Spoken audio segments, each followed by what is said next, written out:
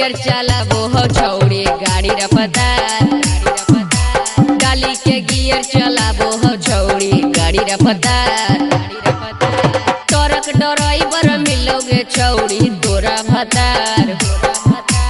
Truck driver मिलोगे छौड़ी तोरा भतार। डाली के गियर चलाबो हो छौड़ी गाड़ी रफ्तार। डाली के गियर चलाबो हो छौड़ी गाड़ी रफ्तार।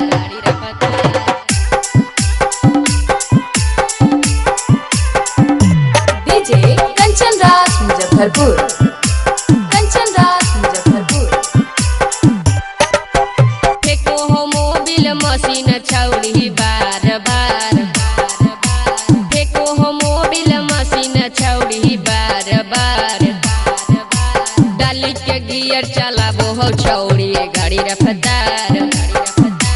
डाली के गियर चलाबो हो छौड़ी गाड़ी रफ्तार। फेको हो मोबिल मशीन के छौड़ी बार बार। फेको हो मोबिल मशीन के छौड़ी बार बार। डाली के गियर चलाबो हो छौड़ी गाड़ी रफ्तार। डाली के गियर चलाबो हो छौड़ी गाड़ी रफ्तार। कंचन राज मुजफ्फरपुर। कंचन राज मुजफ्फरपुर।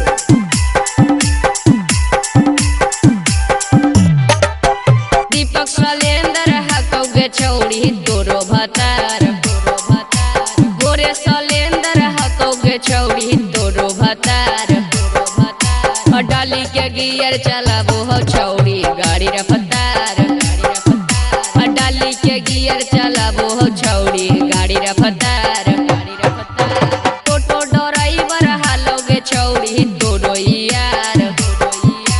टोटो ड्राइवर हालोगे छौड़ी तोरो यार। ट्रक ड्राइवर बनलोगे छौड़ी तोरो भतार। ट्रक ड्राइवर बनलोगे छौड़ी तोरो भतार। ट्रक ड्राइवर मिलोगे छौड़ी तोरा भतार। ट्रक ड्राइवर मिलोगे छौड़ी तोरा भतार। डाली के गियर चलाबो हो छौड़ी गाड़ी रफ्तार।